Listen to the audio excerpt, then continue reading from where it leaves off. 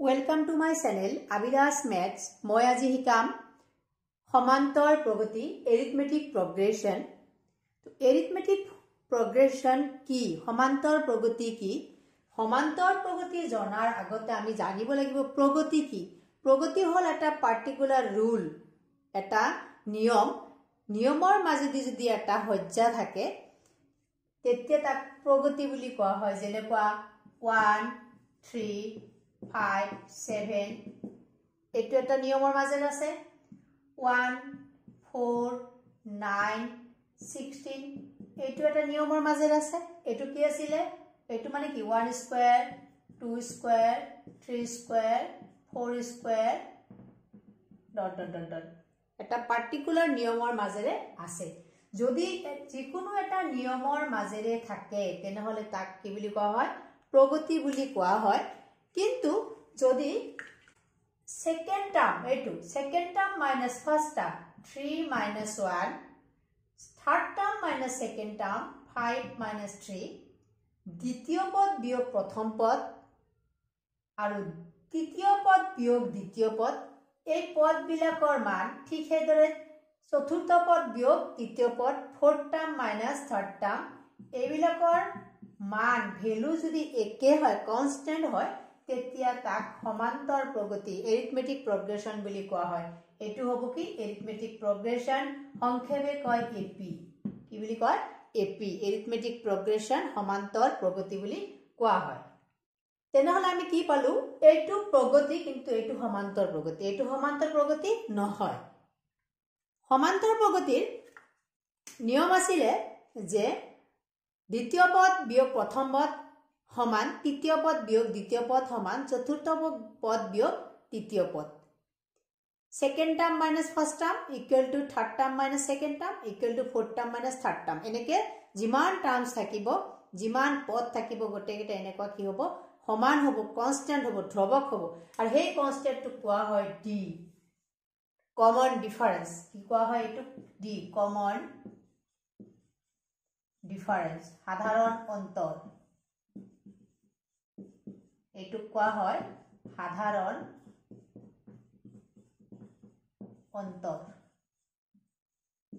অন্তৰ বুলি কোৱা হয় আৰু যদি ফাৰ্স্ট টাৰ্মটো এ বুলি ধৰা হয় ফাৰ্স্ট টাৰ্ম প্ৰথম পদ এ বুলি ধৰা হয় তেতিয়া আমি সমান্তৰ প্ৰগতিটো লিখিব পাৰো এ তাৰ পিছত আহিব a + d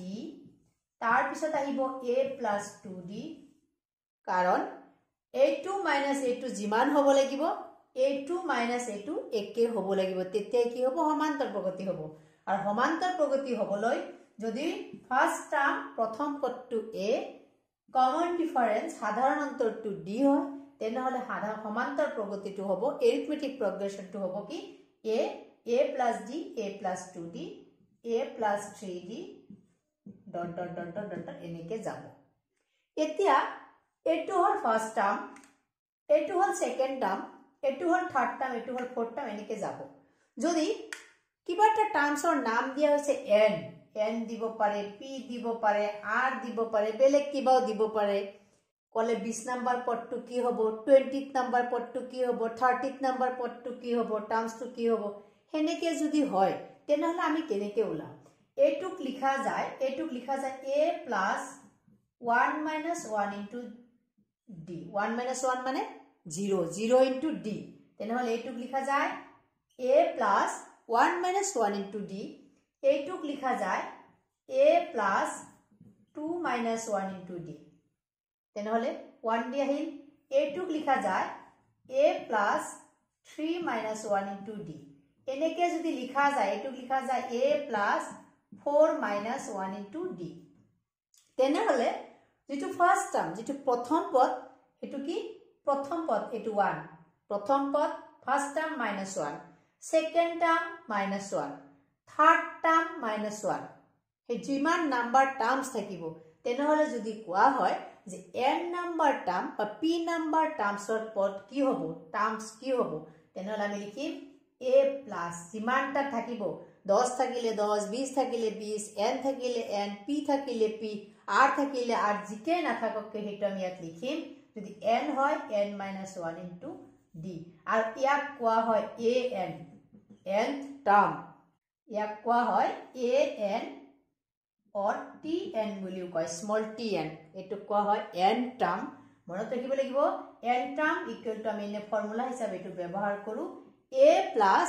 n minus 1 into d n means number of terms কিমান পদৰ সংখ্যা এটো এতিয়া সমান্তৰ প্ৰগতিটো arithmetic progression to এনেকে লিখা যায় a plus d a plus 2d up to n term n তম পদলৈ n একো নহয় কই লেখাব লাগি একো নাই n একো নহয় n হল পদৰ সংখ্যা n তম পদ এটুক n তম পদ বা n টার্ম nth টার্ম ইংরেজিত কয় nth টার্ম n তম পদ বা n টার্ম যদি এনেকে হয় a plus d a plus 2d এনেকে যদি হয় ইয়াৰ নাম কৈছিলো কি an এতে যেবিলা গোটেই কেটা যদি মই এনেকে যোগ কৰি দিও প্লাস কৰি দিয়া হয় এনেকে যে প্লাস কৰি দিয়া হয় পদৰ সংখ্যা বিলাক পদৰ যিমান কেটা পদ আছে এই পদ বিলাক যদি যোগ কৰা হয় ঠিক যেনেকে 2 4 6 8 এনেকে আছে এইবিলাক যদি যোগ কৰা হয় 10 12 এইবিলাকো সমান্তৰ প্ৰগতি যদি যোগ কৰা হয় এই কেটাৰ সংখ্যা হল অলপ কেটা সংখ্যা আমি যোগ কৰিব পাৰিম কিন্তু যদি বহুত ডাঙৰ কেটা দিয়া যায় 5 6 ইমান দূৰ 500টা পদ এটো এটা দুটা তিনিটা চাৰিটা পাঁচটা ছটা এনেকে যোগ 500টা পদ তেতেটো যোগ কৰা সম্ভৱ নহয় সেই কাৰণে তাৰে এটা ফৰ্মুলা আছে এই ফৰ্মুলাটো উলুৱাও যায় কিন্তু ইমান উলুৱাটো হিকাৰ দৰকাৰ নাই খালি মনত ৰাখিলে হল এই পদ বিলাক যোগ কৰিলে যিমান নম্বৰ পদ থাকিব হেতু কোৱা হয় Sn পদৰ এটো হল পদৰ সংখ্যা n যদি পদৰ সংখ্যা 15 থাকে 15 লিখিম 500 থাকিলে 500 লিখিম যিমান থাকিব হিমান লিখিম n/2 twice a plus n minus 1 into d এটো মনত ৰাখিব লাগিব এটো হল n তম পদলৈ পদ বিলাকৰ যোগফল এতিয়া যদি n ৰ মান 10 হয় 10 লিখিম ইয়াতে 10 10 লিখিম এতিয়া এই ফৰ্মুলাটো আৰু এক ধৰণে লিখা হয় n/2 এই টুৱাইস এক লিখা যায় a প্লাস আৰু এটা a লিখা যায় plus n minus 1 into d তেনেহলে n/2 a প্লাস ইখিনি কাকো লিখা যায় এটু নাম কি কৈছিলু an এটুক লিখা যায় an তেনেহলে n/2 a মানে কি প্ৰথম পদ ফাৰ্স্ট টাৰ্ম a মানে কি প্ৰথম পদ ফাৰ্স্ট টাৰ্ম প্ৰথম পদ প্লাস এটু হেখৰ টাৰ্ম অন্তিম পদ যদি কোনো এটা সমান্তৰ প্ৰগতিৰ প্ৰথম পদ আৰু অন্তিম পদটো দিয়া থাকে আৰু পদৰ সংখ্যা কিমান হেতু দিয়া থাকে আমি এই ফৰ্মুলা দি আমি উলাব পাৰিম যে নাই পদৰ সংখ্যা ইমান সমান্তৰ প্ৰগতিৰ বহুতো কোৱেশ্চন আছে ক্লাস 10 ত চেপ্টাৰ এটা আছে কিন্তু ইমান ডিটেইলস মই আলোচনা নকৰো যিবিলাক প্ৰশ্ন আহি থাকে হেবিলাকে আলোচনা কৰিম জাস্ট সমান্তৰ প্ৰগতি হলে মনত ৰাখিলে হল যে পাৰ্থক্য বিলাক একে থাকিব প্ৰথম পদটোক আমি a বুলি কম আৰু কিমানটা পদ আছে তাৰ নাম n আৰু nতম পদৰ ফৰ্মুলাটো an টু কি আছিল অলপ আগতে কলো an = a plus n minus 1 into d ইখিনি মনত ৰাখিলে হল আৰু sn হল যোগ কৰা যোগফল n/2 twice a plus n minus 1 into d বা এটু লিখা যায় n/2 a plus an ইখিনি মনত ৰাখিলে হল এই তিনিটা বস্তু মনত ৰাখিলে হল কোৱেশ্চনটো হল দুটা অংক বিশিষ্ট সংখ্যাৰ কিমানটা 3 ৰে বিভাজ্য how many two digit numbers are divisible by 3 two digit number দুটা অংক বিশিষ্ট সংখ্যা বুলিলে আমি কিহৰ পৰা বুজো 10 ৰ পৰা কিমান লয় 10 11 এনেকে কিমান লৈ যাব 99 10 ৰ পৰা 99 লৈ যাব কিন্তু কৈছে যে 3 ৰে বিভাজ্য তেনেহলে 3 ৰে বিভাজ্য প্ৰথমটো কি হ'ব 12 তাৰ পিছত 15 এনেকে যাব গৈ লাস্ট 3 ৰে বিভাজ্য 99 টো 3 ৰে কি হ'ব বিভাজ্য হ'ব এতিয়া চাব লাগিব যে এটো সমান্তৰ প্ৰগতি হয় নে নহয় এটো সমান্তৰ প্ৰগতি হয় যেহেতু 3 ৰে বিভাজ্য সাধাৰণ যেটো অন্তৰ যেটো d বুলি কৈছিলো হে d টো d ৰ মানটো কিমান হ'ব ইয়াত 3 হ'ব d ৰ মান a ৰ মানটো কিমান হ'ব a হ'ব 12 কৈছে কিমানটা পদ আছে ইয়াত কিমানটা আছে এনেকে ডট ডট ভিতৰত বহুতখিনি আছে কিমানটা হেতু হল n হেই n টো উলাব লাগিব কিমানটা পদৰ সংখ্যা নাম্বাৰ অফ টাৰ্মস তেনে হলে আমাৰ এটো কোৱা হ'ব an মানে কি অন্তিম পদ লাস্ট টাৰ্ম an টো কি আছিল লাস্ট টাৰ্ম অন্তিম পদ বুলি কোৱা হয় তেনে হলে an ফৰ্মুলা আছিল an a plus n minus 1 into d এটো আছিল ফৰ্মুলা তো an কি আছিল an হল 99 এৰ মান কিমান 12 এৰ মান 12 n ৰ মানটো আমি নাজানো কৈছে কিমানটা পদ আছে n টো উলাব লাগিব n ৰ মান আমি নাজানো d ৰ মান কিমান 3 এতিয়া এটো তো পূৰণ হৈছে মাল্টিপ্লাই হৈছে এটো কি যোগ এই যোগটো যদি ইফালে আনি দিও প্লাস টো যদি ইফালে আনো ইফালে দিলে কি হ'ব minus 99 minus 12 n minus 1 into 3 যদি মুখে মুখে পারা যায় মুখে মুখে করিলে হল এটু মাইনাস করলে কি থাকিব 7 এটু হবো 8 87 n minus 1 into 3 3 টো পূরণ হৈ আছে এটু ইফালে আহিলে কি হবো হরণ হবো 3 টো পূরণ হৈ আছে ইফালে আহিলে কি হবো হরণ হবো তেনে হলে ইয়াৰ পৰা আমি কি পাম n minus 1 equal to এটু যদি মই ইফালে লিখো হরণ কৰিলে 2 বাৰ 3 2 গুণ 6 27 3 9 গুণ 28 তাৰ মানে n ৰ মান কিমান 30 হ'ব এক যোগ কৰিলে কি হ'ব কিমান হ'ব 30 হ'ব তেনহলে ইয়াৰ পৰা 3 ৰে বিভাজ্য দুটা অংক বিশিষ্ট সংখ্যা কিমান আছে 30 আছে নেক্সট কোৱেশ্চন লিখিছো এটা টিভি সেট উৎপাদনকাৰী উদ্যোগে তৃতীয় বছৰত 6টা আৰু সপ্তম বছৰত 7টা সেট উৎপাদন কৰিলে প্ৰতি বছৰে উৎপাদন এটা নিৰ্দিষ্ট সংখ্যাত বাঢ়ি গলে প্ৰথম 7 বছৰৰ মুঠ উৎপাদন কিমান প্ৰথম 7 বছৰৰ মুঠ উৎপাদন কিমান হ'ব তেনহলে ইয়াৰ তৃতীয় বছৰত কিমান দিছে তৃতীয় বছৰত 6টা প্ৰথম 7 বছৰত কিমান 7টা কোৱেশ্চন আছে প্ৰতি বছৰে উৎপাদন এটা নিৰ্দিষ্ট সংখ্যাত বাঢ়ি গলে সুখনভাৱে যদি বাঢ়ি যায় এটা নিৰ্দিষ্ট সংখ্যাত যদি বাঢ়ি যায় তেনহলে মুঠ উৎপাদন কিমান যদি এটা নিৰ্দিষ্ট সংখ্যাত বাঢ়ি যায় তেনহলে এটা কি হ'ব এটা সমান্তৰ প্ৰগতি হ'ব আৰু ইয়াৰ যেহেতু প্ৰথম বছৰত কিমান এটো দিয়া নাই আমাৰ মুঠ বছৰটো n বুলি ধৰিব লাগিব কিমানটা বছৰ আছে nটা বছৰ n বাদ দি বেলেগো ধৰা যায় কিন্তু আমি যেহেতু ফৰ্মুলাত আমি n এ লিখো n বুলিয়ে ধৰি লম আৰু তৃতীয় বছৰত তাৰ মানে 3 নম্বৰ যেটো বছৰ a3 এটো হল 600 তৃতীয়তম যেটো 3 নম্বৰ থাৰ্ড টাৰ্ম তৃতীয় পদ যেটো এটো হ'ব 600 সপ্তম বছৰত এটো হ'ব a7 700 সপ্তম বছৰত 700টা সেট উৎপাদন কৰিছে তেনহলে এটোত ফৰ্মুলা কি আছিল a plus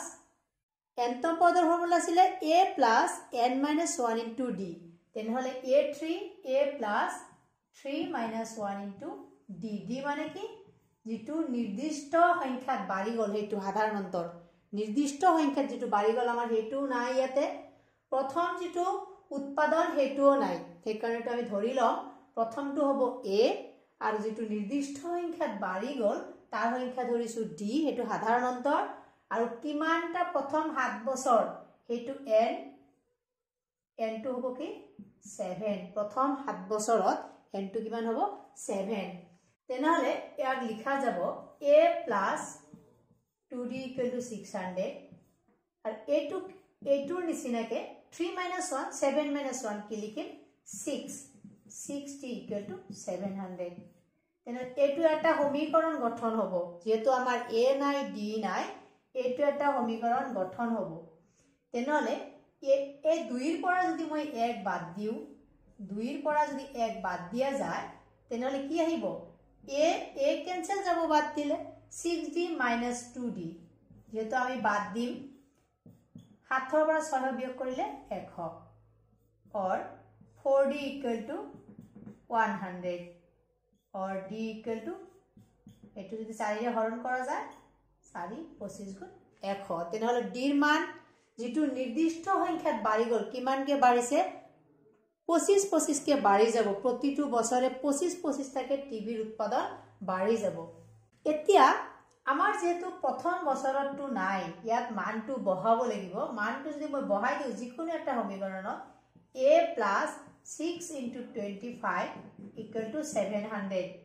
or a plus এটো পূৰণ কৰিলে হ'ব 5 6 গুণ পিছৰ 0 হাতত 3 6 2 গুণ 12 আৰু 3 কিমান হ'ব 15 700